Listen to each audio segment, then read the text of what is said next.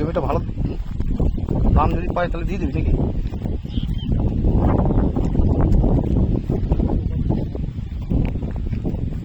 এখানে কিন্তু 5-7 বছর এখন দেখতে হবে, বুঝলি? এখন বিক্রি করলে হবে না।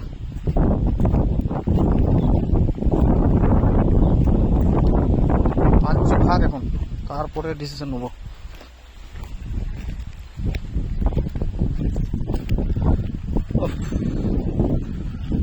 মাঠে ফাটে আর আসা হয় না, অনেকদিন পর এলাম আজকে জমি দেখতে। জমিটা পুরো ওই দেখো বন্ধুরা, পুরো জঙ্গলে ভর্তি হয়ে গেছে জমিটা। আমাদের তো চাষবাস কেউ করি না আমরা, পড়েই থাকে জমি। বাদ বাকি এই জমিগুলো সব চাষ করছে এরা, দেখা যাক কি হয়।